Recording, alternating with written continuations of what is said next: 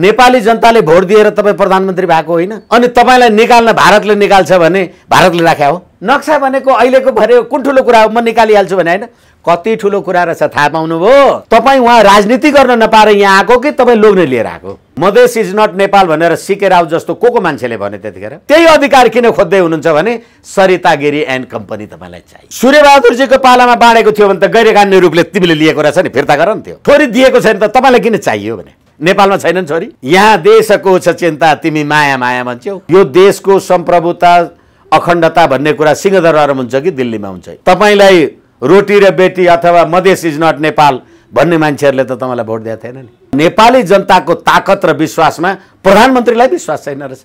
मान्छे त्यहाँ क्वारेन्टाइनमा तपाईँले मृत्यु टाइम राखेको हो त्यो कि तपाईँले उपचार गर्ने ठाउँ राख्नु? नेपाली बोल्न नजानेर हिन्दीमा तपाईँको देशमा भाषण गर्दैछन्।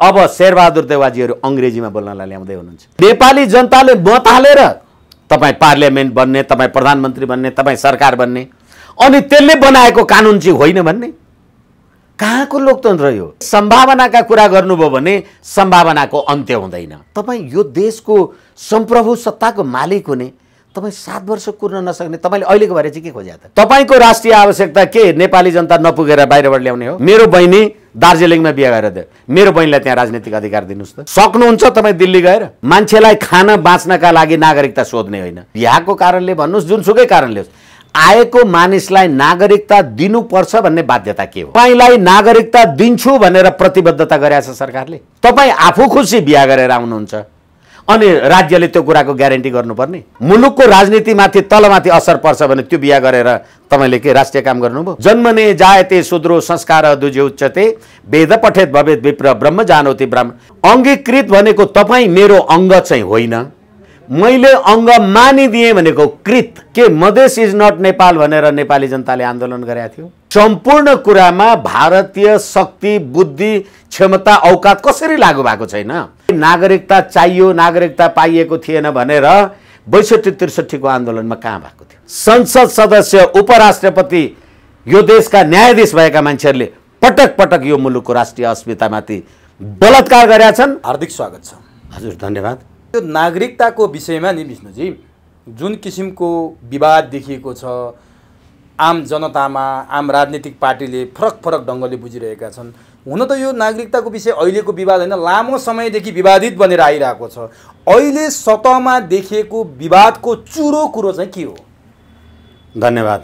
पहिलो कुरा त यो मैले पनि बुझिराखेका छैन, यो देशमा जब जब राजनीतिक परिवर्तन हुन्छ त्यो राजनीतिक परिवर्तनको अथवा त्यो राजनीतिक आन्दोलन अथवा जे भन्नुहोस् त्यसको दरमियानमा नउठेको प्रश्न त्यो राजनीतिक आन्दोलनको समापन भएपछि किन उठ्छ?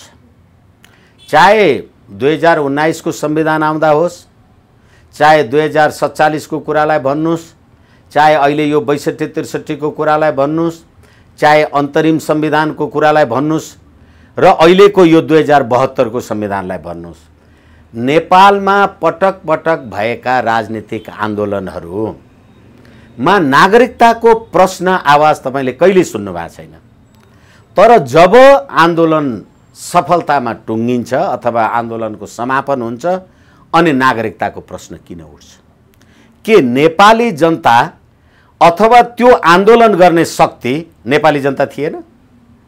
62-63 को आन्दोलन नेपाली जनताले गरे हो कि होइन? सतहमा त्यही 2047 को आन्दोलन नेपाली जनताले गरे हो कि होइन? यसै कारणले गर्दाखेरि म तपाईलाई जिम्मेवारीका साथ भन्न सक्दछु, जब जब नेपालमा राजनीतिक परिवर्तन हुन्छ त्यो राजनीतिक परिवर्तनका लागि नेपालको राजनीति गर्ने हो भन्ने राजनीतिक शक्तिहरूले विदेशीको बुई चढेर जे काम कारबाही गर्ने गर्छन् अनि आन्दोलनको सफलतापछि नागरिकताको प्रश्न उठ्छ। हरेक पटक छ त्यो, हरेक पटक छ। अब तपाईलाई म भनौं, नेपालको संविधान 2019 पुस 1 गते जारी हुँदाखेरि पनि यो संविधान जारी हुँदाका बखत नेपालमा बसोबास गरेको व्यक्ति नेपालको नागरिक भन्दै भन्दै अहिले तपाईँ 2072 सालसम्म आउँदा त 6 वटा 7 वटा गर्नुभयो नि भने 2019 सालमै नेपालका नागरिकको बारेमा तपाईले निर्णय गरिसक्नु भएको थियो। अहिले तपाईँले 2072 मा किन गर्नु? तर 2019 सालमै हाम्रो संविधान जारी भएको थियो। 2072 मा संविधान जारी गरिसकेपछि त त्यो संविधान अनुसार त त्यहाँ फेरि उल्लेख हुनुपर्छ होला नि त। के छ त्यो? हो, त्यसैले मैले तपाईँलाई भने नागरिकताको निर्धारण गर्ने आन्दोलन थियो? थिएन। आन्दोलन के थियो? तपाईँलाई राजनीतिक अधिकारको कुरा थियो होला, गणतन्त्र थियो होला, लोकतन्त्र थियो होला, अथवा संवैधानिक राजतन्त्र थियो होला, धर्मसापेक्ष धर्मनिरपेक्ष भन्ने कुरा थियो होला, हिजो पञ्चायतको दलविहीनताको कुरामा होइन बहुदलीय व्यवस्थाको कुरा थियो होला, बहुदलीय व्यवस्थाको विरुद्धमा फेरि यो लोकतन्त्र गणतन्त्र भन्ने कुरा थियो होला। नेपाली नागरिकताको प्रश्न त थिएन नि। त्यसो भए तपाईँको आशंका चाहिँ नि जसरी आन्दोलन सफल भएका छन् त्यो आन्दोलन काहीँ न काहीँ कसैको उक्साहटमा आशंका हुँदै होइन उमेशजी। म चुरो कुरो मार्फत तपाईँलाई जिम्मेवारीका साथ भन्न सक्छु, नेपालमा हरेक चोटिका राजनीतिक परिवर्तन दक्षिणको इसारामा, भारतको इसारामा, 12 बुँदे समझदारीको कुरा भन्नुस् कि राजा त्रिभुवनको दिल्ली यात्राको कुरा भन्नुस् कि सुगौली सन्धिका कुरा भन्नुस् कि अथवा त्यो 1950 को नेपाल भारत मैत्री सन्धि भन्नुस् कि सम्पूर्ण कुरामा भारतीय शक्ति बुद्धि क्षमता औकात कसरी लागू भएको छैन। अहिले भर्खरै प्रधानमन्त्रीजीले भन्नुभयो मलाई भारतले प्रधानमन्त्रीबाट विस्थापित गर्न खोज्दैछ। मैले त प्रधानमन्त्रीजीलाई बुझेको थिएँ नेपाली जनताको सम्प्रभु सत्ता सम्पन्न भनेर तपाईहरुले 12 बुँदे समझदारीका आधारमा आन्दोलन गर्नुभयो र नेपाली जनताले भोट दिएर तपाई प्रधानमन्त्री भएको होइन। अनि तपाईलाई निकाल्न भारतले निकाल्छ भने भारतले राख्या हो। यसकारणले गर्दाखेरि तपाई यो देशका जिम्मेवार राजनीतिक दल र तह र नेता र नेतृत्वमा बसेका मान्छेहरुको हरेक गतिविधिलाई हेर्दाखेरि यो कुरा प्रष्ट जगजाहेर हुन्छ। अब नि पटक पटकको आन्दोलन नेपाली जनता सडकमा देखिए, सतहमा देखिए, तर दक्षिणको आशीर्वादबाट मात्रै सम्भव भयो भनेर तपाईले दलिल पेश गर्नुभयो। त्यो दक्षिणले जति बेला सहानुभूति दियो आन्दोलनमा, जति बेला ऐक्यबद्धता जनायो, जति बेला आन्दोलन सफल हुनलाई उसले काहीँ न काहीँबाट चाहिने भूमिका खेल्यो, त्यही खेल्दाखेरि त्यो आन्दोलनको प्रारूप तयार हुँदाखेरि नागरिकताको विषयमा पनि उसले शर्त राखेको हुन्छ यहाँ हो। यसै कारण मैले तपाईलाई सुरुमै भने हामीले नेपाली जनताले नेपाली जनताका लागि आन्दोलन गरेछन् कि गरेनछन्, त्यो यो सबै कुराले त गरेनछन् भन्ने देखियो हो। अनि अर्को कुरा मैले भने जो नेपाली जनता 62-63 पछिल्लो पटक भनौँ न, पछिल्लो पटक 62-63 को आन्दोलनमा मैले आम सञ्चारमा तपाईहरुसँगै कुरा गर्दा पनि धेरै पटक भनेको छु, 2047 को संविधान ल्याउनको लागि पनि यिनै जनता सडकमा आए र 2047 को संविधान बन्यो, यिनै जनताले त्यसलाई स्वागत गरे। अब फेरि 2047 को संविधान परिवर्तन गर्नु पर्यो भने यिनै जनताले सडकमा ढुङ्गाले हाने। भन्नुको तात्पर्य नेपाली जनताको ताकत र बल र बुद्धि र विवेकमा भएको हो भने तपाईले 47 सालको संविधान बनाउनका लागि शहादत त दिनुभएको थियो नि, किन त्यसलाई 10 वर्ष 12 वर्ष पनि काम गर्न दिनु भएन? किन भन्देखि जब जब हाम्रो दक्षिणी छिमेकी भारतको बारेमा यो बीचमा तपाईले महाकाली सन्धिका कुरा हेर्नुभयो होला, हामीले सुगौली सन्धिका कुरा गर्यौं, हामीले नेपाल भारत शान्ति मैत्री सन्धिका कुरा गर्यौं, अहिले लिपु लेक लिम्पिया धुरा र कालापानीमा भारतकै हस्तक्षेपको कुरालाई त्यसलाई पनि हामीले कुरा हेर्यौं, नेपालका राजा महाराजाले यो भूभाग दिए भनेर हामीले त्यसलाई पनि हेर्यौं। यो सम्पूर्ण कुराले गर्दाखेरि चाहिँ नेपाली जनताले नेपाली जनताकै लागि आन्दोलन गरेको रहेन रहेछ के, त्यो पुष्टि भयो पटक पटक। किनभनेदेखि अहिले तपाईलाई नागरिकता चाहियो, नागरिकता पाइएको थिएन भनेर 62-63 को आन्दोलनमा कहाँ भएको थियो हो? अब तपाईले नागरिकता, किन नागरिकता तपाईलाई चाहियो हो? म यही सोध्दै छु।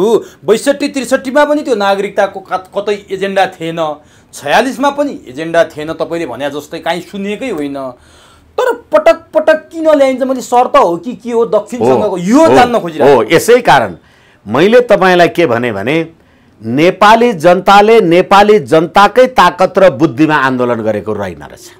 कतै न कतै शर्त प्रष्ट भयो देखियो, कतै न कतै भन्नै परेन भारततिर भन्नु। अहिले जुन यो अहिले मधेसवादी दल अथवा राजपा भन्नुहोस् अथवा सजपा भन्नुहोस्, जेसुकै पा भन्नुहोस्, 62-63 को आन्दोलन पछाडि पैदा भएका राजनीतिक दलहरू, सीके राउत मार्काका मानिसहरू, नेपालमा गणतन्त्र तपाईले ल्याइसकेपछि मधेस इज नट नेपाल भनेर आयो। के मधेस इज नट नेपाल भनेर नेपाली जनताले आन्दोलन गरेका थियो? के नेपाली जनताले हामीलाई भारतबाट विदेशबाट आएका मान्छेहरूलाई नागरिकता दिएनन्, त्यसकारण गर्दाखेरि सबैलाई नागरिकता देऊ भनेर ढुङ्गा हानेको थियो? यसकारणले गर्दाखेरि नेपाली जनताको राजकीय सत्ता र नेपाली जनताको सम्प्रभु सत्ता भनेर संविधानमा त लेख्नुभयो, कसले लेखिदियो मलाई थाहा छैन, लेख्नु त भयो, कसले लेखिदियो मलाई थाहा छैन भनेर मैले तपाईलाई किन भने अहिले यो देशको लगभग 2/3 नेपाली जनताले मतदान गरेर सत्तामा पुर्याएको सरकार मलाई भारतले प्रधानमन्त्रीबाट हटाउन लाग्यो भनेपछि नेपाली जनताकै सम्प्रभुताले संविधान लेखेको थियो भने भारतले हटाउन सक्थ्यो, चीनले हटाउन सक्थ्यो। तपाई नेपालीको प्रधानमन्त्री भएर बोल्दै हुनुहुन्छ। तपाईलाई नेपाली जनताले मत दिएका थिए त यिनै नागरिकले नै दिएका थिए। अहिले तपाईलाई रोटी र बेटी अथवा मधेस इज नट नेपाल भन्ने मान्छेहरूले त तपाईलाई भोट दिएको थिएन नि। र नेपाली जनताको ताकत र विश्वासमा प्रधानमन्त्रीलाई विश्वास छैन रहेछ। अनि यो संविधान नेपाली जनताले बनाए किनभने पटक पटक नेपाली जनताको राजकीय सत्ता र सम्प्रभु सत्तामाथि प्रहार गरियो उमेशजी। चाहे त्यो सुजाता कोइरालाले लिपुलेक लिम्पियाधुरा चाहिँ भारतलाई जिम्मा लगाउँ भनेर होस्, चाहे सरिता गिरीले हिन्दी सिन्धीको कुरालाई लिएर नेपालको सम्प्रभुता र राष्ट्रिय अखण्डताको विरुद्धमा बोलेको कुरालाई होस्, यो देशको न्यायाधीश सर्वोच्च अदालतको न्यायाधीश भएर रिटायर भएको मान्छे परमानन्द झा यो देशमा पहिलो पटक यो देशको उपराष्ट्रपति हुँदाखेरि मलाई नेपाली बोल्न आउँदैन, हिन्दीमा शपथ ग्रहण गर्छु भनेर होस्, यो देशका संसद सदस्य, उपराष्ट्रपति, यो देशका न्यायाधीश भएका मान्छेहरूले पटक पटक यो मुलुकको राष्ट्रिय अस्मितामाथि बलात्कार गरेका छन् र अहिले प्रधानमन्त्रीजी नेपाली जनताको सम्प्रभुतामा उहाँलाई विश्वासै छैन। मैले भनेको होइन, प्रधानमन्त्रीजीले भन्दै हुनुहुन्छ। 12 बुँदे समझदारी दिल्लीमा गएर सही गर्दा केपी ओलीजी हुनुहुन्थ्यो कि हुनुहुन्न थियो? महाकाली सन्धि सही छाप गर्दा हुनुहुन्थ्यो कि हुनुहुन्न थियो? भर्खरै पनि तत्कालीन नेपालका लागि भारतीय राजदूत केबी राजनले महाकाली सन्धि गर्दाखेरि त महाकाली नदीको, काली नदीको उद्गमको बारेमा हामीले छलफलै गरेको थिएन भनेर भन्नुभयो उहाँले सार्वजनिक रूपमा अखबारमा अन्तर्वार्ता दिएर। तपाईलाई आफ्नो देशको सीमा नदीको बारेमा थाहा छैन, त्यसलाई सही छाप गर्ने तपाईँ होइन। अनि अहिले तपाईले संविधान ल्याएर 2/3 नेपाली जनताको मत पाए पनि त आखिर तपाईलाई भारतले हटाउन सक्ने रहेछ नि।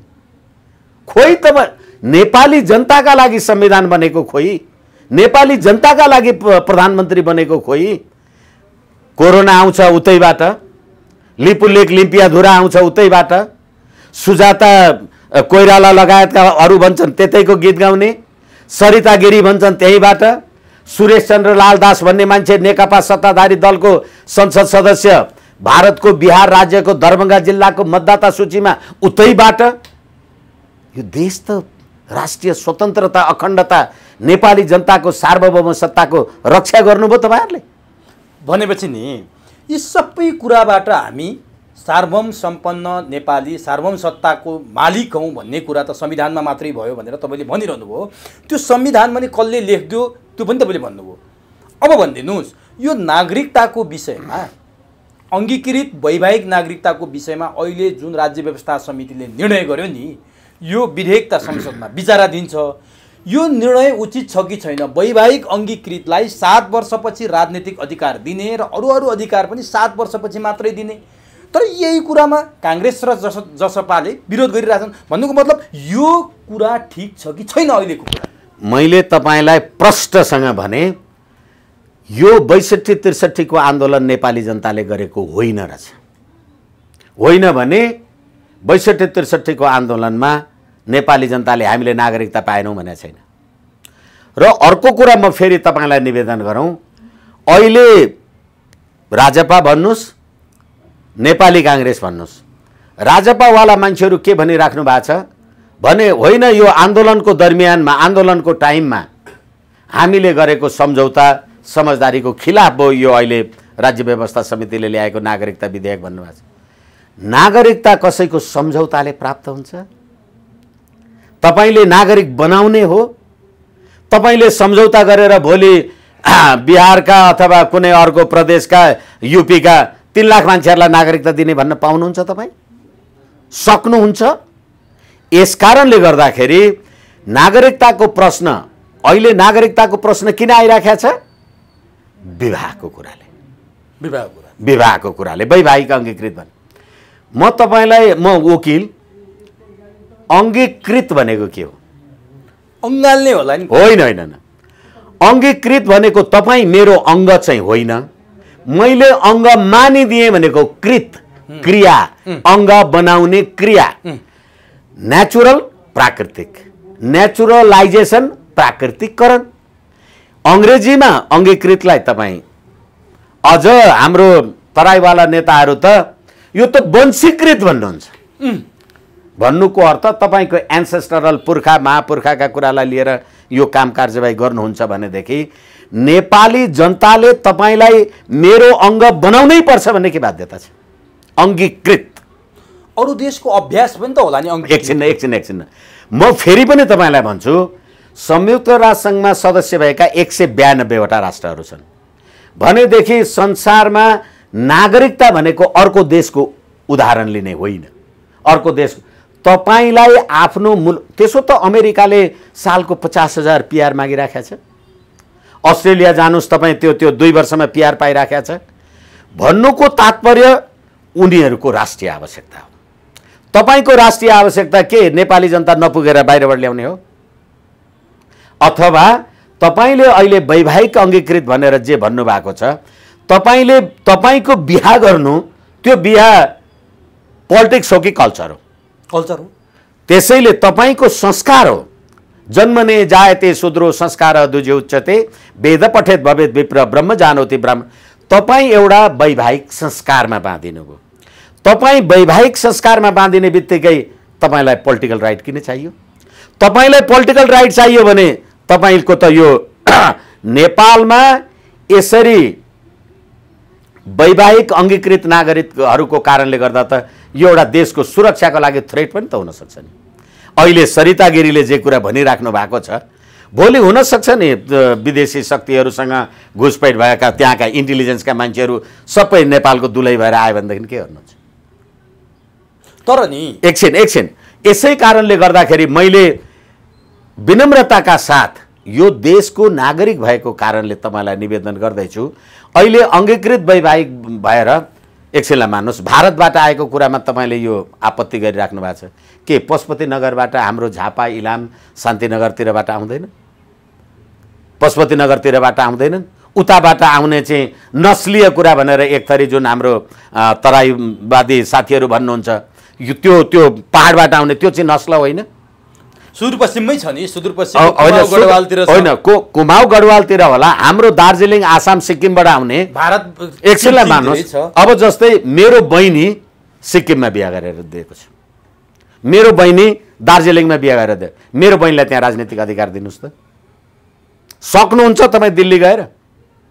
तपाईँलाई तपाईँको आफ्नै नेपाली चेली संसारमा के हाल भयो होला त्यसको तपाईँलाई चिन्ता छैन है? अनि तपाईँ बाहिरबाट लिएर आएको चेली चाहिँ वैवाहिक वंशीकृत भयो भनेर तपाईँ ठुला कुरा गर्ने? तर नि उहाँहरू के भन्नुहुन्छ भने नि नेपाल बिगारेको अङ्गीकृतले कहाँनिर छ ल भन्नुहोस्। वंशजको आधारमा नागरिकता पाउनेहरूले के बिगारे भनेर उहाँहरू दृष्टान्त दिनुहुन्छ क्या। अङ्गीकृतले बिगारेको एउटा देखाउनुहोस्। वंशजले भन्नुहुन्छ भने कोशी सम्झौता कसले गर्यो, गण्डक सम्झौता कसले गर्यो, टनकपुर सम्झौता कसले गर्यो, महाकाली सम्झौता, देश बेच्नेभरि वंशजको नागरिकता लिनेहरू, अनि अङ्गीकृतमाथि यत्रो आशंका भन्नुहुन्छ? होइन एकछिन यो प्रश्नै होइन, उहाँहरूको तर्क छ कि होइन। त्यसैले म भन्दैछु तपाईँ मार्फत उहाँहरूलाई नै मैले निवेदन गर्दैछु, यो प्रश्नै होइन। तपाईले एकछिनलाई मान्नुहोस्, त्यसो भने सम्पूर्ण नेपाल कसले बनाएको? हामी यो 1816 को सुगौली सन्धिभन्दा अगाडिको नेपाल कसले बनायो? अहिले जो 2 नम्बर प्रदेश 3 नम्बर प्रदेशवाला कुरा साथीहरू गरिराख्नु भएको छ, त्यो 1857 मा जङ्गबहादुर राणा के गरेको थियो? यसै कारणले गर्दाखेरि हामीले बार बार भन्यौँ सुगौली सन्धि राष्ट्र यहाँ बसेका जन्मसिद्धले अथवा वंशजका मान्छेहरूले राष्ट्रघात गरे। एउटा कहिलेकाहीँ हामी भन्छौँ नि किसी का खून भी करो तो भी प्यार से भने। मैले त यो मान्छेको दीर्घ जीवन होला भनेर खुकुरीले घाँटी मात्रै चिनाइदिएको हो, मैले त काटेको मात्रै हो, मर्ने काम ऊ आफैले गर्यो भने जस्तै तपाईँ अङ्गीकृतले यो कुरा गरे भनेदेखि तपाईँ के अरे वंशजको मान्छेले अथवा जन्मसिद्धले यो कुरा गरे भनेर तपाईँ उताबाट ल्याएर महाकाली सन्धि अब उल्टाउने खोज्दै हुनुहुन्छ। हामीले हेऱ्यौँ, हामीले 1975 मा सिक्किममा भएको त्यहाँको सभा निर्वाचन अथवा जनमत आदि इत्यादि कुरालाई हेऱ्यौँ।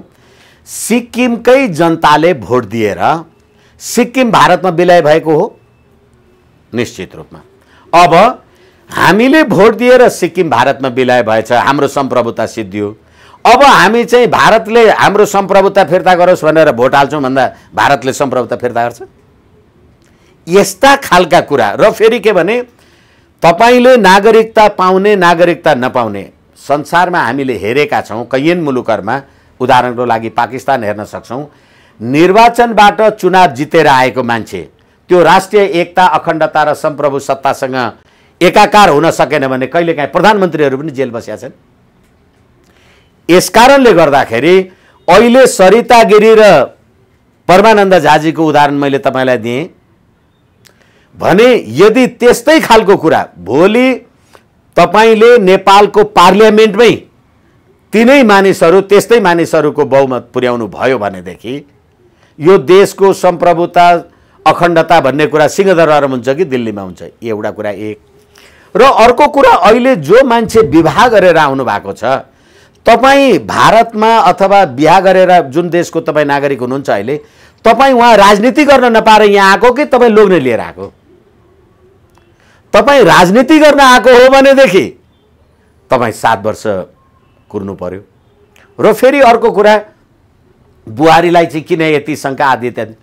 तपाईको छोरा यो देशको प्रधानमन्त्री हुन सक्छ नि, तपाईको छोरा यो देशको राष्ट्रपति हुन सक्छ। तर तपाईँ मान्नुस् न, भुटानमा त हामीले वरिपरिका कुरा गर्ने हो भने यसरी बिहा गरेर आएको मान्छेलाई नागरिकताको लागि पाकिस्तानमा 5 वर्ष कुर्नु पर्दो रहेछ, मालदिव्समा 12 वर्ष कुर्नु पर्दो रहेछ, र 12 वर्ष कुरेर मात्रै हुँदैन, मुसलमान पनि हुनुपर्ने रहेछ। अनि त्यसै गरेर भुटानमा पनि 12 वर्ष कुर्नुपर्छ, तर त्यो नारीले बच्चा पाएको हुनुपर्छ। बच्चा नपाएपछि पाएन। त्यसै गरेर भारतमा अब भारतको कुरा गर्दाखेरि भारतको जनसङ्ख्यासँग हाम्रो जनसङ्ख्या तुलना हुन सक्छ? सक्दैन। क्षेत्र र फेरि जनता जति चाहिँ सबै अङ्गीकृत अथवा त्यो त्यो त्यो वंशजको हिसाबले सरिता गिरी मार्काका आउने, अनि त्यहाँबाट भारत र हाम्रो यदि जनसङ्ख्याको हिसाब गर्ने हो भने त भोलि यो देशका वंशज हुँ भन्ने चाहिँ मत हाल्ने मात्रै हुन्छन्, निर्वाचन जित्ने जति सबै अङ्गीकृत हुन्छ। यो आशंका भयो नि, जस्तो आशंका होइन, यो सत्य हो। मैले भन्न खोजेँ जस्तो उहाँहरूको तर्क के छ भने यो अङ्गीकृत नागरिकताको प्रावधानले हाम्रो संस्कृतिमाथि प्रहार भयो। सुन्नु न, यो कुरा त केलाई दिन जस्तो एउटा वरिष्ठ अधिवक्ताको अगाडि मैले उहाँहरूको यो क्वेसन राख्दिएको कुरा क्लियर हुन्थ्यो कि भन्ने मेरो आशा छ क्या। उहाँहरू के भन्नुहुन्छ भने सांस्कृतिक प्रहार कसरी भयो भने जस्तो भारत र नेपालको बिचमा रोटी बेटीको सम्बन्ध छ। हामी कम्तीमा तराईको प्रदेश नम्बर 2 जहाँ विशेष गरेर उहाँहरूले आन्दोलन गरिरहनु भएको छ त्यो ठाउँ र भारतको बिचमा 99% वैवाहिक सम्बन्ध जोडिन्छ। सबैभन्दा 99% प्रभाव हामीलाई पर्छ। त्यसरी ल्याइएका चेलीबेटीलाई 7 वर्षसम्म कोही इन्जिनियर होला, कोही डक्टर होला, कोही घरभित्र प्रवेश गराएर ऊ सम्पूर्ण मातृभूमि त्यागेर बाउआमा त्यागेर सारा संसार त्यागेर आएको मान्छेलाई अङ्गीकृत नागरिकता दिँदा किन आपत्ति? यहाँको शासकवर्ग अझै भन्यो भने उहाँहरू नस्लीय भन्नुहुन्छ, खस ब्राह्मण क्षेत्रीको शासक भन्नुहुन्छ क्या। जहिले पनि हामीलाई नरकीय वातावरणमा जिउन किन बाध्य पारियो? मसँग यही भन्नुभएको छ। अब यसलाई तपाईँले प्रश्न पार्दिनु। त्यसैले म तपाईँ मार्फत उहाँहरूलाई के निवेदन गरौँ भने अमेरिकामा नेपालीहरू बस्छन् कि बस्दैनन्, हिन्दू बस्छन् कि बस्दैनन्, र जसरी अहिले रोटी बेटीको कुरा तपाईँले अथवा उहाँहरूले गरिराख्नुभयो भन्ने कुरा आइराखेको छ, त्यहाँ त्यो रोटी बेटी छ कि छैन? त्यहाँ बिहा हुन्छ कि हुँदैन? अनि त्यहाँ उनीहरूको बिचमा त्यो एसियनहरूको बिचमा इन्डियन र नेपाली नागरिकको बिचमा अमेरिकामा बिहा भयो भने त्यो अमेरिकाको नागरिक हुन्छ। त्यो बिहा हुनु, सांस्कृतिक कुरा हुनु, परिवार हुनु र राजनीतिक अधिकार हुनु, राष्ट्रियताको कुरा हुनु फरक हो। यसै कारणले गर्दाखेरि तपाईलाई बिहा गर्नलाई कसले रोकेको छ? घन्टी बजाउनलाई रोकेको छैन, पूजा गर्नलाई रोकेको छैन, रोटी बेटी को नि तर एउटै घरमा विभेद भयो, होइन होइन होइन, एकजना अंगीकृत छ, एकजना चाहिँ नि वंशज छ, अंगीकृतहरू जहिले पनि अपहेलित भएर बस्नुपर्ने मानसिकता भयो, विभेद भयो। एकछिन न, तपाईलाई अपहेलित हुनु छ, तपाईलाई चाहिँ यो निन्दा गरेको अथवा हामीलाई हेला होचो गरे भन्नु छ भने हामीले बिहा किन गर्नु पर्यो त? बिहा नगरे के हुन्छ? विवाह जस्तो कुरा त नगरे के हुन्छ? एकछिनलाई भन्नुहोस् न। बिहा गर्ने तपाईँको स्वतन्त्रता हो। तपाईँलाई राज्यले बिहा गरेर ल्या त भनेको छैन। तैँले बिहा गरेर लिए अनि म चाहिँ पछि मात्रै दिन्छु भनेको त होइन। तपाईँ र फेरि अर्को कुरा म तपाईँलाई निवेदन गरौँ, अहिले जे कुरा उहाँहरूले चाहिँ यो नस्लीय अथवा भेदभाव कुरा भनेको छ, त्यही कुरा नेपाली चेली भारतमा बिहा गरेर जानुभयो भने गएको अवस्थामा उसको अवस्था चाहिँ के हुन्छ? भारतमा नेपालमा जस्तो नागरिकताको महत्त्व छैन। त्यहाँ विभिन्न किसिमका कार्डहरू उपलब्ध हुन्छन्, चाहे रासन कार्ड होस्, चाहे अरू कुनै कार्ड नै किन नहोस्, सबै कुरा त्यसले प्रत्याभूत गरेको छ। तर यहाँ त इन्जिनियर पढेर आयो, डक्टर पढेर आयो, लोकसेवामा जागिर खाने 7 वर्षसम्म अवस्था भएन, राजनीति गर्ने अवस्थै भएन, अनि 7 वर्षपछि झन् उनीहरूमा एक प्रकारको विद्रोह उत्पन्न भएर झन् प्रत्युत्पादक हुन्छ कि भन्ने उहाँहरूको आशंका छ। एकछिनलाई मान्नुहोस् न, तपाईको राष्ट्रमा विद्रोह हुन सक्ने, तपाईको मुलुकमा आन्दोलन हुन सक्ने, आपत्ति हुन सक्ने, तपाईको देशको सम्प्रभुता अथवा तपाईको देशको संसदको कुरामा तलमाथि हुन सक्ने कुरा भयो भने त्यस्तो क्रिया किन गर्ने? तपाईँ किन गर्ने त्यो क्रिया?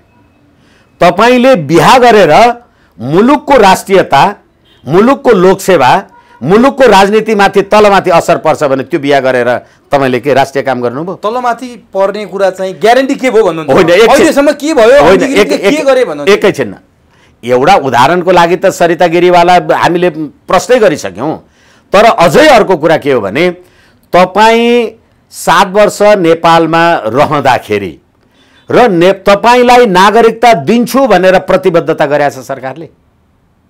तपाईँ आफू खुसी बिहा गरेर आउनुहुन्छ अनि राज्यले त्यो कुराको ग्यारेन्टी गर्नुपर्ने।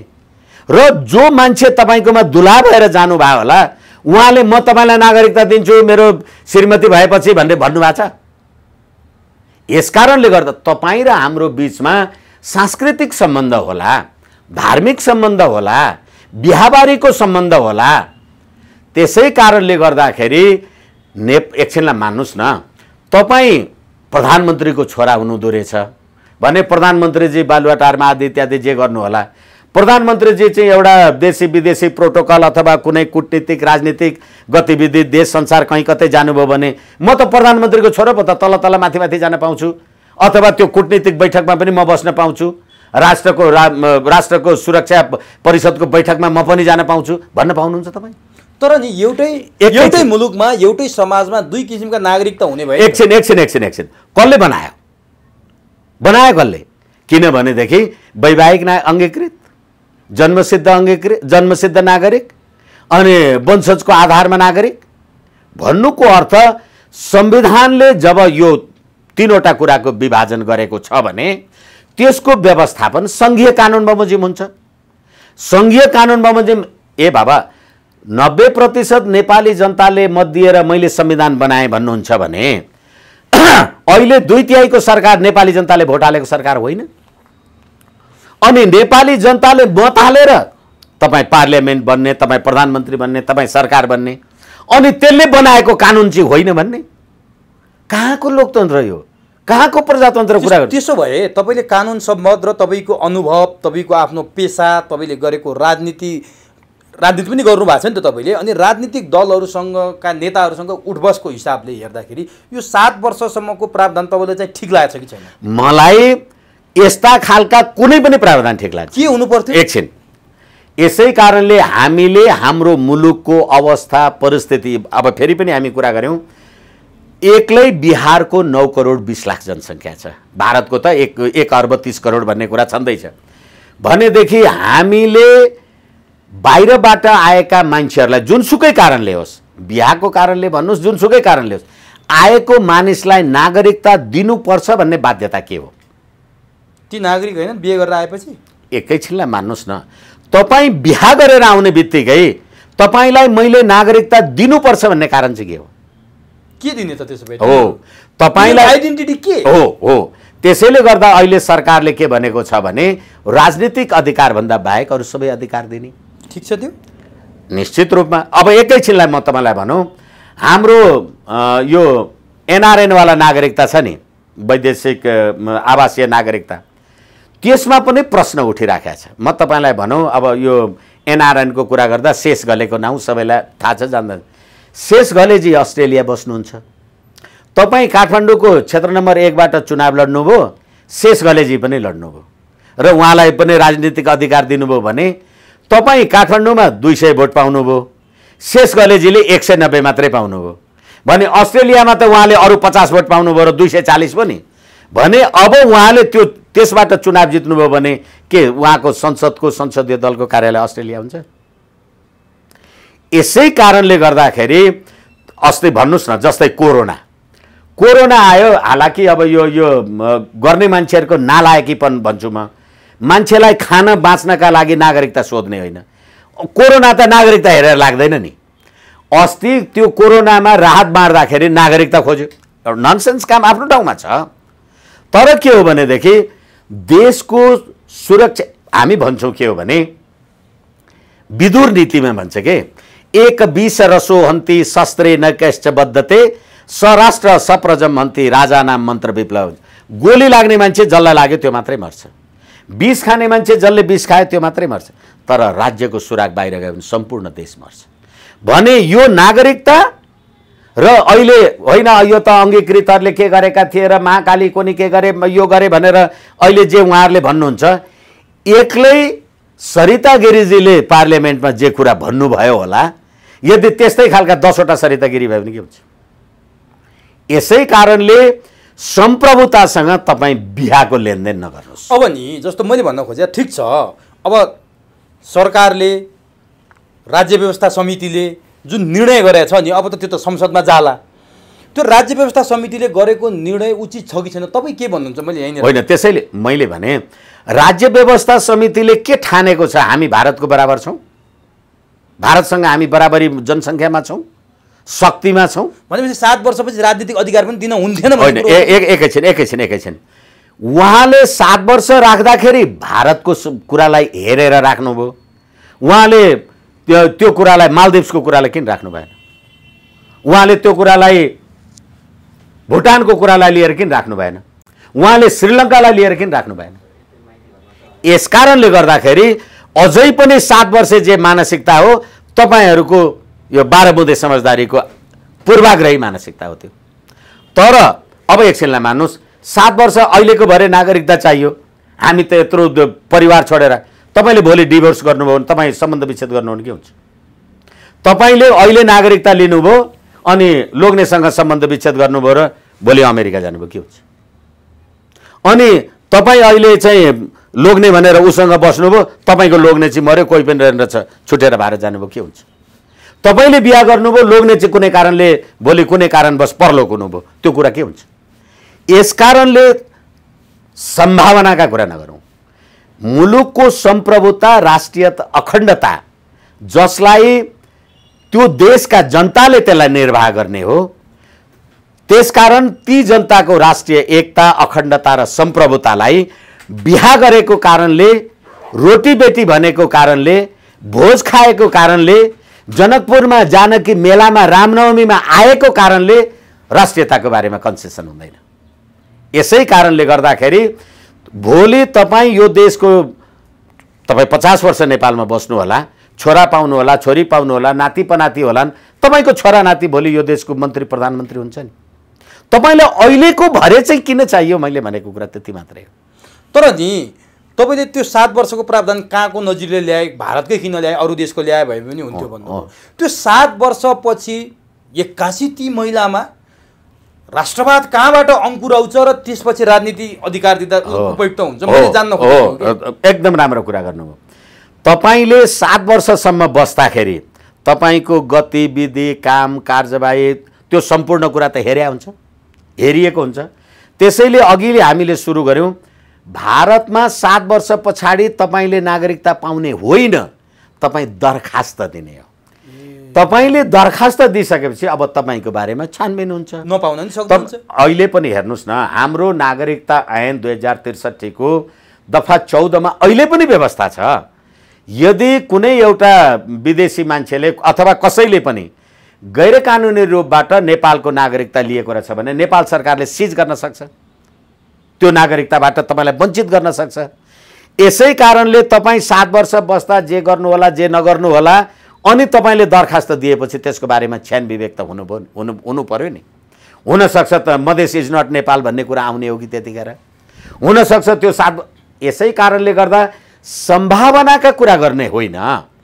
देशको सम्प्रभुता, राष्ट्रिय एकता र अखण्डतालाई बचाइराख्नका लागि त्यो देशका जनताको निर्णयलाई, त्यो देशका जनताको निर्णय भनेको जनताले मतदानद्वारा 2/3 मत दिएको सरकार हो, अनि त्यो सरकारले गरेको निर्णय ठीक होइन भने निर्णय गर्ने को हो त यो देशमा?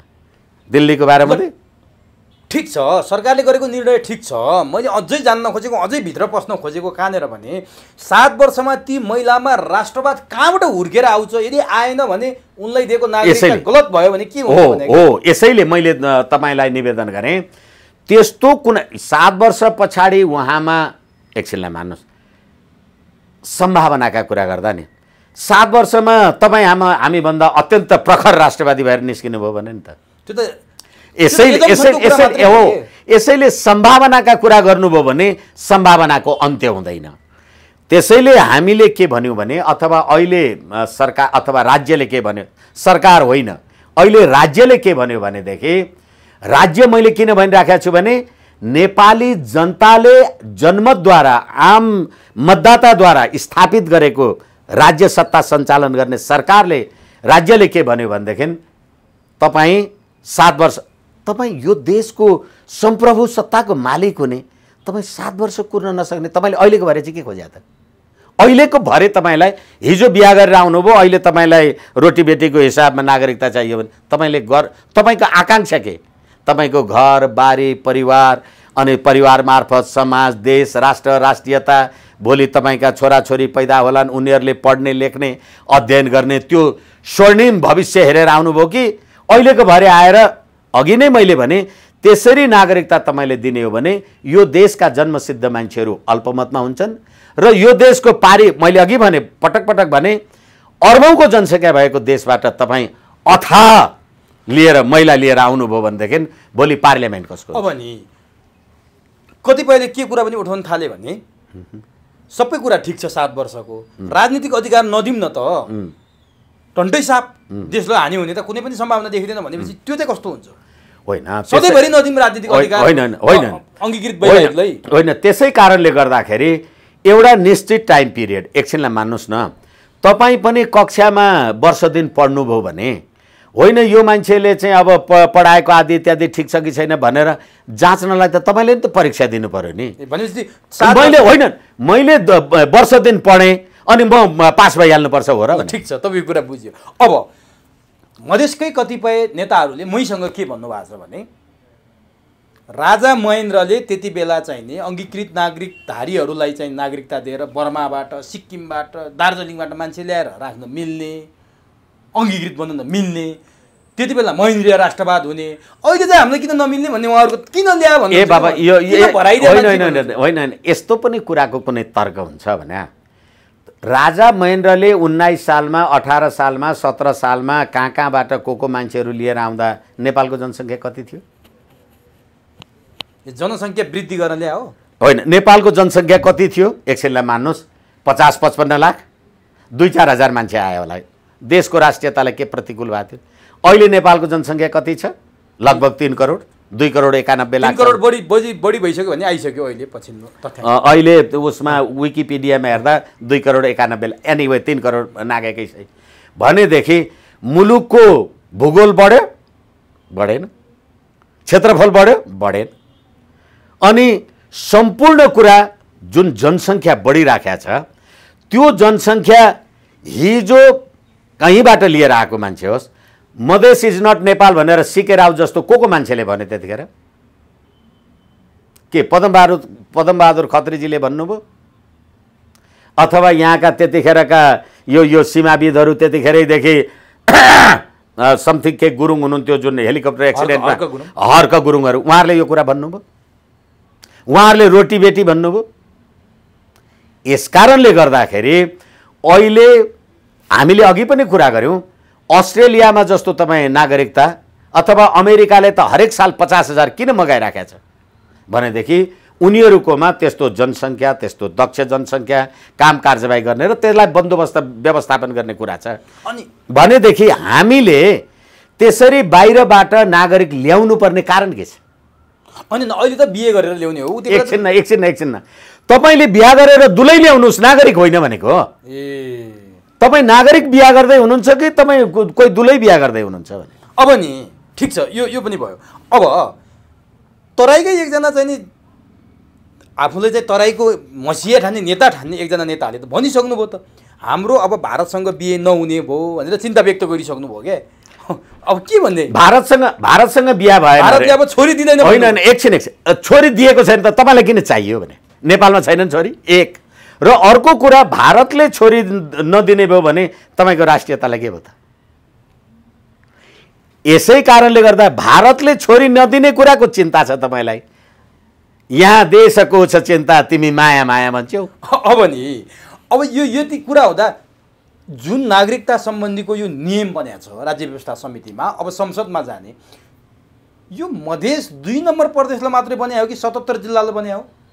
हो, यसै कारण हाम्रो संविधानको धारा 109 को अनुसूची 5 को क्रमसङ्ख्या 22 मा नागरिकता सम्बन्धी कुराको निर्णय गर्ने, कानुन बनाउने अधिकार केन्द्रीय सरकारको। यसै कारणले गर्दाखेरि देशमा को नागरिक हुने र को नागरिक नहुने भन्ने कुरा भन्दा पनि मैले सुरुमा भने नागरिक बनाउने होइन, नागरिक हुने हो। नागरिक भएको मान्छेलाई तपाईँले दिने भने कि अहिले तपाईँ बिहा गरेर ल्याउने बित्तिकै नागरिक बनाउनु भएको कि दुलै बनाउनु भएको? त्यो त प्रश्न भयो। होइन, एकैछिन दुलै बनाएको हो। यसै कारणले गर्दाखेरि तपाईँ दुलैको रूपले, बुहारीको रूपले, जेजेको रूपले हुन्छ, आफ्नो जे काम कारबाही कर्तव्य गर्नुहोस् र तपाईँलाई नागरिकता, राजनीतिक अधिकार बाहेक अरू राज्यले सम्पूर्ण काम कारबाही गर्ने स्वतन्त्रता दिएको छ भनेदेखि तपाईँलाई भोटै हाल्नुपर्ने, पार्लियामेन्टमै जानुपर्ने कुराले गर्दा त दुधले मुख पोलेको मान्छे मोही फुकेर पिउँछ। किनभने तपाईँले त्यही अधिकार किन खोज्दै हुनुहुन्छ भने सरिता गिरी एन्ड कम्पनी तपाईँलाई चाहियो, त्यो भन्न खोज्दै हुनुहुन्छ। ठिक छ, अब मैले भन्न खोजेँ जस्तो यो 77 जिल्लामा लागू भएको नियम किन त्यहाँ मात्रै आन्दोलन भयो, त्यहाँ मात्रै किन प्रधानमन्त्रीको पुतला जलाइयो?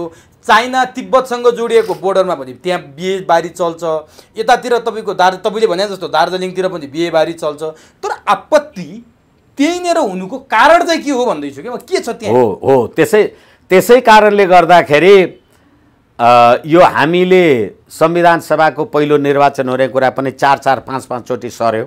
हालाकि यसका रथी महारथी हुँ भन्ने यी 17,000 नेपाली जनताका रक्त पिपासुहरू यिनीहरूले जवाब देलान्। तर के हो भने त्यतिखेर पनि लाखौँ नागरिकता तराईमा बाँडियो भनेको होइन। भनेपछि सबैभन्दा शङ्कास्पद ठाउँ त्यही। एकैछिन, र फेरि म तपाईँलाई भन्छु, महेन्द्र नारायण निधि, मैले धेरै ठाउँमा भनेको छु, महेन्द्र नारायण निधि यो देशमा अब राज्य राजनीति, नेपाली काङ्ग्रेस पार्टी साटीमा मन्त्री सन्त्री सारा कुरा हुनुभयो। विमलेन्द्र निधि अहिले पनि नेपाली काङ्ग्रेसमा स्थापित व्यक्तित्वकै रूपमा हुनुहुन्छ। तर 62-63 को आन्दोलनपछि र यो संविधान आइसकेपछि राजेन्द्र महतो, जसले आफ्नो बाबुभन्दा पहिले यो नेपालको छोरो भएर नागरिकता लिनुभयो, विमलेन्द्र निधि त्यो निर्वाचनमा हार्नुभयो र राजेन्द्र महतो जित्नुभयो। म तपाईँलाई एउटा उदाहरण दिन्छु। भारतमा गएको निर्वाचनमा अमेठी निर्वाचन क्षेत्रमा नेहरू त्यहाँबाट चुनाव लड्ने मान्छे, इन्दिरा गान्धी सधैँ चुनाव लडेको मान्छे, राजीव गान्धी चुनाव लडेको मान्छे, त्यही क्षेत्रमा अहिले राहुल गान्धी पनि चुनाव लड्नुभयो, उहाँ हार्नुभयो। स्मृति इरानी जो एउटा कलाकार हुन् अथवा अहिले भारतीय भाजपाको राजनीतिमा राम्रो स्थापित व्यक्तित्व छिन्, भने स्मृति इरानीले चुनाव जितिन् र राहुल गान्धीले चुनाव किन हार्यो? राहुललाई नचिनेर हो? किनभने स्मृति इरानी भारतकी छोरी थिइन्, राहुल गान्धी इटालियनको भान्जा हुनुहुन्थ्यो।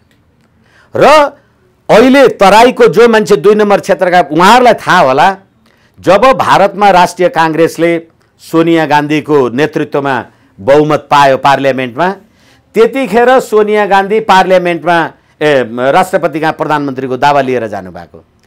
त्यतिखेर उहाँबारे प्रश्न उठ्यो, होइन उहाँले इटालीको नागरिकता त्याग्नु भएको छैन भनेर, पाइँदैन भनिसकेपछि शपथ ग्रहणको लागि तोकिएको समय सारेर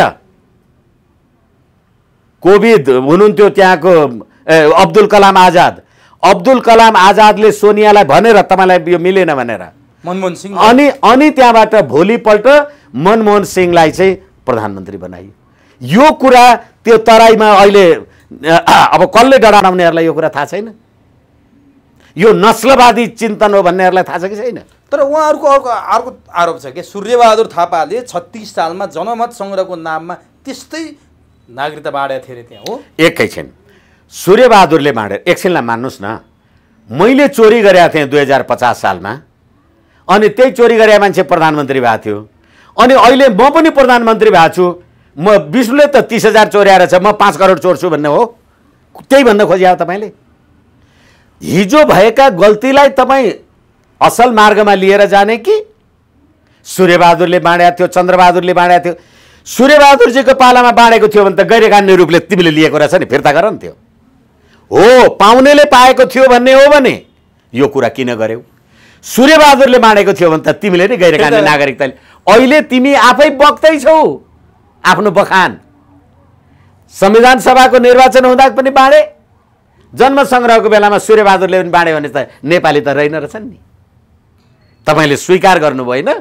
त्यो स्वीकार गरेको कुरालाई नेपाल नागरिकता ऐन अहिले भएको 2063 को दफा 14 बमोजिम सबलाई यहाँ फिर्ता गर्नुहोस्। अब र नेपाल सरकारले ती बाँडिएका जति सबको छानबिन गर्नुहोस्। अब यो त मधेसवादी दलहरूको कुरा भयो, मधेस केन्द्रित राजनीति गर्ने दलहरूको कुरा भयो।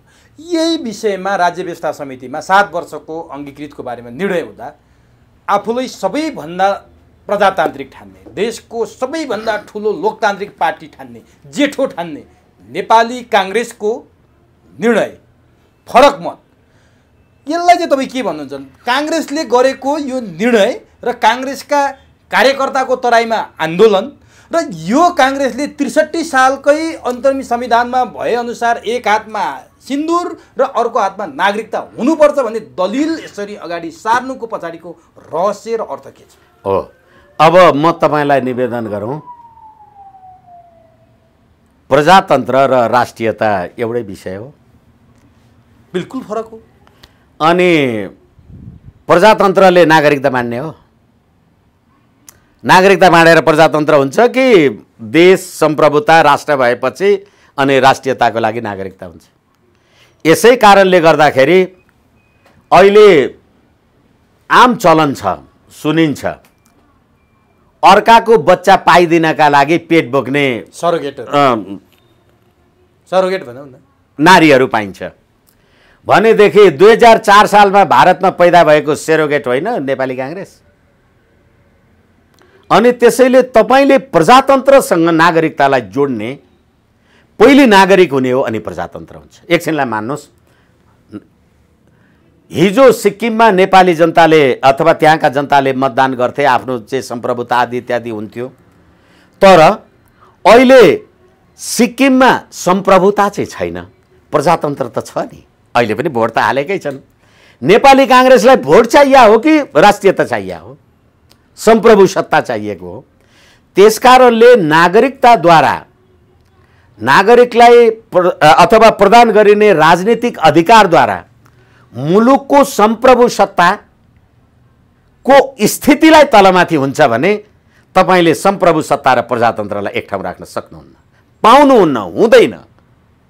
यसकारणले गर्दा राष्ट्रियता सम्प्रभु सत्ता भनेको प्रजातन्त्र होइन। यसकारण काङ्ग्रेसले जे भने होला सेरोगेसी भाषा हो, सिद्धि हो। भन्नुको मतलब काङ्ग्रेसले भोटको राजनीति गरे हो तराईमा? मैले तपाईँलाई निवेदन गरेँ, उहाँहरूले सेरोगेसी राजनीति गरे। अनि नि गगन थापा, काङ्ग्रेसका नेता गगन थापाले समानता गरौँ, समानतामा विश्वास राखौँ, तपाईँको मिति आफै मिल्छ भन्नुभयो। अनि शेरबहादुर देउवाले चाहिँ विदेशी ज्वाइँहरूलाई पनि, जो अहिले त हामी बुहारीका मात्रै कुरा गर्दैछौँ, हाम्रा छोरीहरूले बिहे गरेर जो ज्वाइँ ल्याएर आउँछन् त्यस्ता ज्वाइँलाई पनि नागरिकता दिनुपर्छ भन्नुको पछाडि चाहिँ के छ फेरि? एउटा कुरा समानताको कुरा गर्दा नि गगन थापाले भने है यो समानता जसले भनेको होस्, एउटा समानताको कुरा गर्दा तपाईँ एउटा बाबुको 2 भाइ छोरा हुनुहुँदो रहेछ। तपाईँ जेठो अथवा कान्छो अथवा अर्को भाइ अथवा दाइ रहेछ। तपाईँभन्दा पछि जन्मेको तपाईँको भाइ तपाईँभन्दा अग्लो भयो भने तपाईँ के गर्नुहुन्छ? त्यसलाई भाइ नै भन्छु म। तँ मेरो भाइ तँ मभन्दा अग्लो हुन पाउँछस् भन्ने हुन्छ? सम्भवै छैन। होइन, सम्भव छ भने भन्न त सम्भव।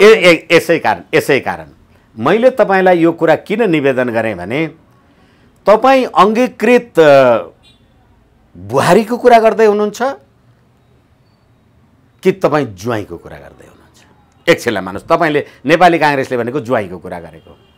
अब एकछिनलाई मान्नुहोस्, कुनै भट्टराई, पाठक, पाण्डे अथवा दाहाल कसैको छोरी एउटा कुनै जर्जसँग अथवा एउटा कुनै केन्डल भन्नेसँग, एउटा टेम्पर भन्ने विदेशी नागरिकसँग बिहा गरिछन्। मेरै छोरी बिहा गरी छ। त्यो मेरो छोरी के हुन्छ? त्यो भट्टराई हुन्छ कि त्यो क्यान्डल स्यान्डल के हुन्छ? क्यान्डल भइहाल्छ। त क्यान्डल हुन्छ भनेदेखि तपाईँले नेपालीलाई नागरिकता दिँदै हुनुहुन्छ कि फरेनको मान्छेलाई दिँदै हुनुहुन्छ? अनि किन भने त शेरबहादुर देउवा काङ्ग्रेसको पार्टी सभापति। एकछिन त्यो चरीका चुचाबाट निस्केको शब्दमाधुरी उही यथार्थ सम्झन्छ कुन होला त्यो चरी। तपाईँ कहाँबाट खाएर पिएर लाएर आउनु भएको छ? तपाईँ कहाँबाट यो जियो एनजिओ आइएनजिओबाट तपाईँहरू परिचालित हुनुहुन्छ? म त अझ यो भन्छु, दावाका साथ भन्छु, तपाईँले अहिले अङ्गीकृत नागरिक बनाएर हाम्रो दक्षिण भारतको मान्छेहरूलाई पार्लियामेन्टमा पुर्याउँदाखेरि के देख्नुभयो? र नेपाली बोल्न नजानेर हिन्दीमा तपाईँको देशमा भाषण गर्दैछन्। अब शेरबहादुर देउवाजीहरू अङ्ग्रेजीमा बोल्नलाई ल्याउँदै हुनुहुन्छ। किनभने हेर्नुहोस्, तपाईँ मासु खानुहुन्छ भने तपाईँ खसी काटेर टुक्रा बनाएर खानु होला, टाउको काट्नु होला, के गर्नु होला, भाग लगाउनु होला। तर खसी काटेर मासु चाहिँ हुन्छ, मासु जोडेर चाहिँ खसी हुँदैन नि। यो देशको राष्ट्रियता, सम्प्रभुता, सार्वभौम सत्तामाथि अब संसदमा अङ्ग्रेजी बोल्ने मान्छे चाहियो। अब संसदमा अर्को कुरा जापानिज बोल्ने चाहियो। अनि त्यो नेपालको संसद हुन्छ। तपाईँको संविधानमा लेखेको, संविधानले भनेको नेपालको सरकारी कामकाजको भाषा देवनागरी लिपिमा राष्ट्रभाषा नेपाली हुन्छ भनेको छ। तपाईँ पार्लियामेन्ट त्यो संविधानको शपथ ग्रहण गरेर संसदमा गएका मान्छे, एकजना सरिता गिरीले यति गर्न सक्यो। अब तपाईँ र फेरि पनि म भन्छु, तपाईँ पितृसत्तात्मक कि मातृसत्तात्मक हो? ज्वाइँलाई तपाईँ दिनुहुन्छ भनेदेखि के मेरो छोरीको थरमा आउँछन् ती मेरा नाति केटा जो विदेशी लोग्नेबाट मेरी छोरीले पाकी हुन्छ? त्यो थरमा आएपछि दिन मिल्छ? होइन, एकछिनलाई मान्नुहोस्, एकछिन मान, भट्टराईको थरमा आयो अरे मेरी छोरी भनेपछि त्यो पितृसत्ता भयो कि मातृसत्ता भयो? मातृसत्ता हो। अब एकछिनलाई मान्नुहोस्, मातृसत्ता हो भनेदेखि त्यसो हो भने मेरो छोरीले पाएको छोरा र मेरी छोरीले पाएको अर्को छोरी ती दाजुबहिनीको बिचमा बिहा गरे भइहाल्यो। के भन्दै हुनुहुन्छ भने नि, यसै कारणले गर्दाखेरि समानता भनेको कुरा नि, समानहरूको बिचमा समान व्यवहार गर्नु समानता हो, असमानहरूको बिचमा असमान व्यवहार गर्नु पनि समानता हो। अब तपाईँ र म दुइटै हामी मान्छे नै त हौँ नि। तर के हो भने बाटो हिँड्दै गर्दाखेरि तपाईँलाई खुट्टामा ठेस लाग्यो भने र मलाई पनि ठेस लाग्यो भने, तपाईँको चाहिँ बुढी औँला फुटेर रगत आयो, मलाई चाहिँ यसो खेसिए मात्रै केही पनि भएन भने, तपाईँलाई ब्यान्डेज लगायो भने मलाई पनि लाउनुपर्छ भने, दुइटैले ठोकिएको त हो नि। यस्तो खालको कुरा, यस्तो खालको तर्क, त्यही पनि देशको राष्ट्रियता, सम्प्रभु सत्तासँगको कुरा हो यो। अब त्यसो कुरा गर्ने हो भने त अस्ति भर्खरै लिपुलेक लिम्पिया धुरावाला कुरामा नेपालको प्रधान सेनापति भारतको मानार्थ प्रधान सेनापति हुन्छ, भारतको प्रधान सेनापति नेपालको मानार्थ प्रधान सेनापति हुन्छ। मुकुन्द नरवणेले त लिपुलेक लिम्पिया धुरा र कालापानी त चीनले उठाएको हो नि बातलाई भन्यो। नेपालको प्रधान सेनापतिले के भन्यो? कुरा गर्ने, समानताको कुरा गर्नुहोस् न। नेपालको प्रधान सेनापतिको भोइस सुन्यौँ हामीले? सुनेनौँ।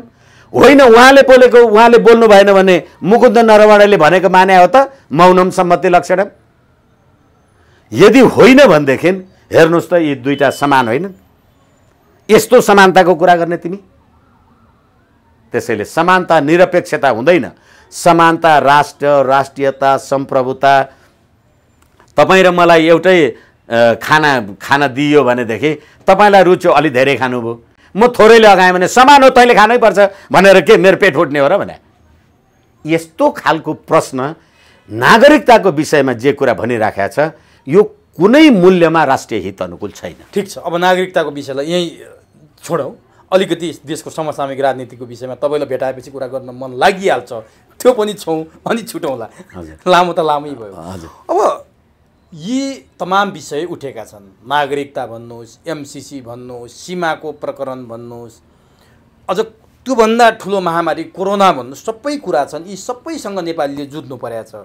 यही बेला सत्तारूढ दल नेपाल कम्युनिस्ट पार्टी नेकपाको बैठक, स्थायी समितिको बैठक जुन बहुप्रतीक्षित मानिएको थियो स्वयं नेकपा र आम सर्वसाधारण राष्ट्रले नै, अब त्यो बैठकमा पुष्पकमल दाहाल प्रचण्डका भनाइहरूले फेरि अलिकति सरगर्म बढाएको छ। प्रचण्डले मैले ओलीलाई चाहिने 5 वर्ष सुम्पेर त महान गल्ती गरेछु भनेर पश्चाताप पनि गरे त्यही बैठकमा।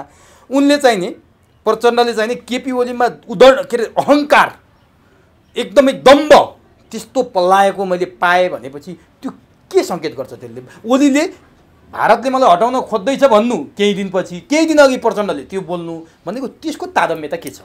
अब एकैछिनलाई मानौँ केपी ओलीजीलाई राम्ररी थाहा छ, मलाई भन्दा धेरै राम्ररी थाहा छ, अथवा सुभाष नेवाङजी लगायतका सबै मान्छेहरूलाई, उहाँको पक्षका मान्छेहरूलाई थाहा छ।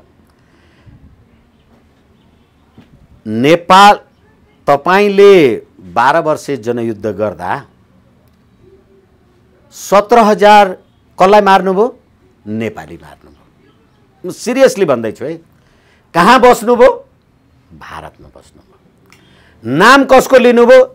चीनको हाम्रो छिमेकी राष्ट्रको नेता माओ सेतुङको नाम लिनु। माओ सेतुङको नाम लिएर भारतीयहरूको रोटी खाएर नेपालीहरू मार्ने अपराधीको राज्य कस्तो हुन्छ त?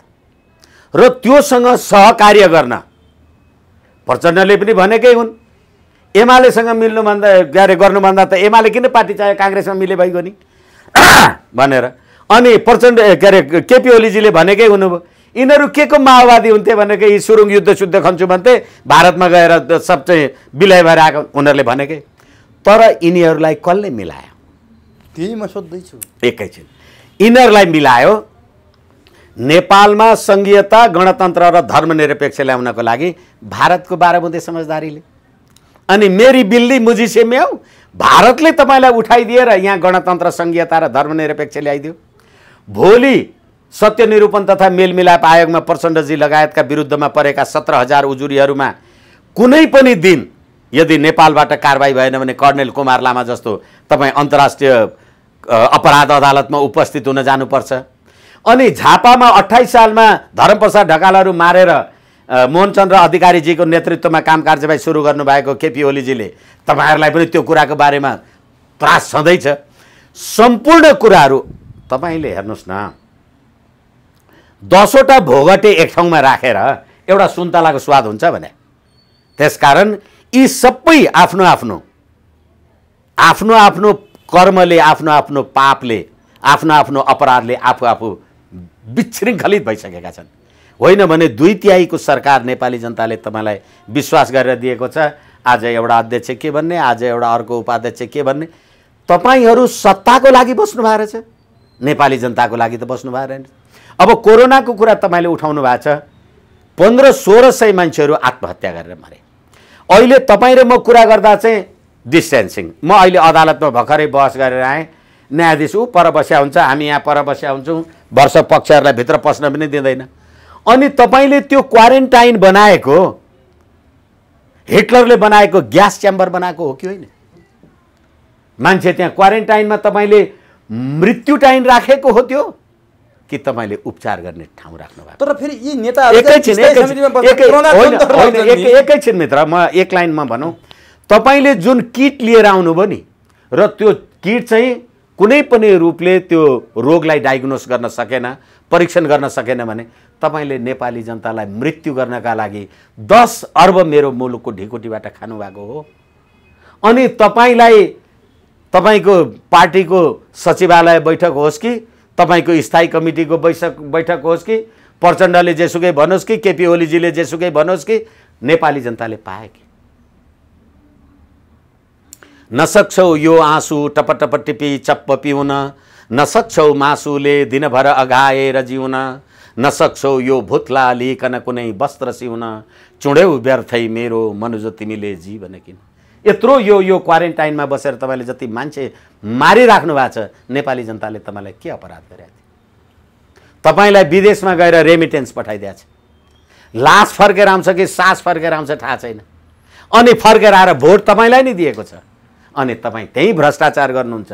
उसलाई त्यो क्वारेन्टाइनमा बस्नलाई पिसाब फेर्ने ठाउँ छैन। अब भनिदिनुहोस्, प्रचण्डले त्यही व्यवस्थापन गर्न सकेनन्, ओलीले कोरोनालाई नियन्त्रण गर्न सकेनन्, ओलीले भ्रष्टाचार नियन्त्रण गर्न सकेनन् ओलीले, त्यसकारण मैले दिएर गम्भीर गल्ती गरेछु, अब मलाई पो चाहिन्छ कि फेरि कुर्सी भन्न खोजे, अनि ओलीले हिजो त्यो कुरा बोले। अब अर्थ छ के? एकैछिन, तपाईले दुध हालेको ग्लासमा रक्सी हालेर खानुभयो भने लाग्छ कि लाग्दैन? त्यसकारण प्रचण्डजीले व्यवस्थापन गर्छु, खड्ग ओलीजीले गर्न सक्नु भएन भन्ने हो भने त्यो स्रोत साधन र शक्ति र स्रोत र सम्पत्ति र सत्ता के हो? त्यही नै हो। यसै कारणले गर्दा ओम्नी ग्रुप लगायतका गतिविधिहरूसँग जे जति प्रकारका यी 2 नम्बरी भ्रष्टाचारवाला कुराहरू भयो होला, प्रचण्डजी पनि त त्यही व्यक्तित्व हुनुहुन्छ जो 3 तोला सुन र 1 कट्ठा जग्गा हुने मान्छे श्रीमती बिरामी हुँदाखेरि विदेश उपचार गर्न जानुहुन्छ। सायद अहिले उपचार खर्च घट्यो कि होइन भनेदेखि उहाँहरूको पार्टीगत द्वन्द्वको कारणले गर्दा देशले के रियायत पायो? तर केपी ओलीजी भन्दै हुनुहुन्थ्यो नि, कार्तिकमा नेपाली जनताले यहाँ जुलुस निकाल्दा भारतले लिपियाधुरा लिपुलेखलाई आफ्नो नक्सामा पार्यो भन्दा नक्सा कुन ठुलो कुरा भयो, म अहिलेको भएर निकालिदिन्छु। अहिले केपी ओलीजी भन्दै हुनुहुन्छ नि, नक्साले गरेर मलाई भारतले निकाल्न लाग्यो। तपाईँ भारतले ल्याएर राख्या मान्छे हो, अनि त्यसै गरेर प्रचण्डजी चाहिँ कहाँबाट आएको त? अनि ओलीको बोली चाहिँ किन आयो यति बेला? यस्तो के देख्नुहुन्छ तपाईँ? कतै भारत र प्रचण्डहरूको मिलेमतो भयो भन्ने ओलीको आशंका हो? उनले त के भने काठमाडौँका होटल र राजदूतावासमा यस्ता क्रियाकलाप भयो भनेर प्रष्ट बोलिसके केपी। ठिक छ, हिजो तपाईलाई बनाउनका लागि ती क्रियाकलाप भएका थिए होला, आज तपाईलाई हटाउनका लागि भएका थिए होला। मैले त्यसैले भने तपाईले चाहिँ खानुभयो भने त्यो चाहिँ सोमरस स्वर्गमा अप्सराहरूले पनि खान्थे, मैले खाएँ भने चाहिँ दारू खाएको भने जस्तो कुरा गर्ने। यसकारणले गर्दाखेरि यो माइक्रो म्यानेजमेन्ट जो भारतीय राजदूतले भनेका छन्, राकेश सुद लगायतका मान्छेहरूले भनेका छन्, नेपालको माइक्रो म्यानेजमेन्ट अथवा तत्कालीन प्रधान सेनापति हटाउने कुराको माइक्रो म्यानेजमेन्ट हामीले गरेका हुन् भनेका थिए। हिजो तपाईँ त्यही गरेर ओहो केपी ओलीजी तपाईँ सधैँ कुर्ता सुरुवाल, तपाईँ सधैँ दौरा सुरुवाल कोट टोपी लगाएर चट्ट पारेर बस्नुहुन्छ। तपाईँ यो पछिल्लो पटक प्रधानमन्त्री हुँदाखेरि नरेन्द्र मोदीजीलाई भेट्न जनकपुर जाँदा कुर्ता सुरुवाल र गामछा लाएर गएको होइन? त्यतिखेर राजदूतहरू होटलहरूमा के मिटिङ भएको थिए? त्यो कुरा प्रचण्डलाई थाहा छैन? अरे त्यही कुरा अहिले तपाईँले पनि भन्नुभयो। त्यसकारण मेरी बिल्ली मुझी से म्याऊ। अब नि तर केपी ओलीले अर्को कुरा पनि बोल्नु भएको छ क्या त्यहाँनिर, यदि प्रधानमन्त्रीबाट मैले राजीनामा दिने हो भने म जस्तो सिधै बोल्न कोही सक्दैन, प्रधानमन्त्री भएको अर्को दिन बर्खास्त हुन्छ, त्यसकारण पनि यो मुलुकलाई मेरो आवश्यकता छ, म कुनै पनि हालतमा प्रधानमन्त्रीबाट राजीनामा दिन्न भनेपछि एकछिन अब केपी ओलीको एकछिन तपाईँ प्रधानमन्त्री कहाँबाट हुनुभयो? पार्लियामेन्टबाट। संसदीय दलले तपाईँलाई प्रधानमन्त्री भन्यो। अहिले पनि संसदमा तपाईँको संसदीय दलको बहुमत छ। यो दुधले मुख पोलेको मान्छे मोही फुकेर पिउँछ भने जस्तो के त्यो कुरा अहिले केपी किन भन्नु पर्यो भने? किनभने माइक्रो म्यानेजमेन्ट गर्ने रथी महारथीहरूले जे कुरा गरेका थिए त्यही कुराबाट उहाँ तर्सिनु भयो होला। नभए पार्लियामेन्टमा मेरो प्रश्न बहुमत छ, मैले राजीनामा दिने छिने, यो किन तर्सिनु पर्यो? तर उहाँले भन्नुभएको छ मैले नक्सा सार्वजनिक गरेँ त्यसकारण भारत ममाथि प्रहार गर्दैछ। होइन, यो कुराको लागि उहाँले चाहिँ नेपाली जनतासँग क्षमा माग्नुपर्छ। गएको कार्तिकमा भारतले यो नक्सा उसको आफ्नो राजनीतिक नक्सा सार्वजनिक गर्दा नेपाली जनताले सडकमा निकाल्दा नक्सा भनेको अहिलेको भरे कुन ठुलो कुरा हो म निकालिहाल्छु भने होइन, कति ठुलो कुरा रहेछ थाहा पाउनुभयो। यसकारण बोली जनाब जवानको लगाम दो भन्छ के, बोल्ने कुरा विचार गरेर बोल्नुहोस्, यो पनि जिम्मेदारी र सत्तामा बसेको मान्छे। 12 बुँदे समझदारी गर्दा प्रचण्ड र तपाईँसँगै टाउको जोडाएर सही गरे होइन, अनि 12 बुँदे समझदारी गर्दा शिर झुक्या थियो कि ठाडो भएको थियो, अनि अहिले तपाईँहरूको टन्टाले गर्दा जनताले दुःख पाउनु पर्ने। अब भनिदिनुहोस्, यति कुरा भइसक्यो, सबै छताछुल्लै भइसक्यो, भारतका विभिन्न चाहिने थिङ्क ट्याङ्कहरूले बोलेका कुरा पनि प्रचण्डहरूले के गरेका थिए, कहाँ के बोलेका थिए, केपी ओली कसरी भए, आफै केपी ओलीले आफ्नै मुखबाट उकाल्या तपाईँले भनिसक्नुभयो भनेपछि अब यी सबै कुरा त मिलाउनु पर्ला नि त। फेरि यस्तो छाडा छोडेर पनि भएन। यसको समाधानको उपाय र यो राष्ट्रलाई लिगमा लैजाने एकमात्र सूत्र के छ? अब एकमात्र सूत्र, यो राज्य व्यवस्था चल्दैन, यो सत्ता चल्दैन। र तपाईँले अघि कोरोना महामारीको कुरा गर्नुभयो, जनता कोरोना महामारीले मरिराखेका छन्, देशको राष्ट्रपति भएको मान्छे करोडौँको कार्पेट बिछ्याउँदैछ।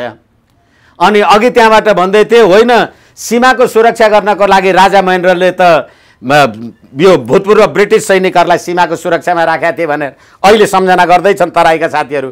यो हिसाबले राष्ट्र पनि चल्दैन, राष्ट्रको सम्प्रभु सत्ता पनि चल्दैन। पारीबाट बिहा गरेर आएका मान्छेहरूले यो पार्लियामेन्ट जान पनि सक्छ।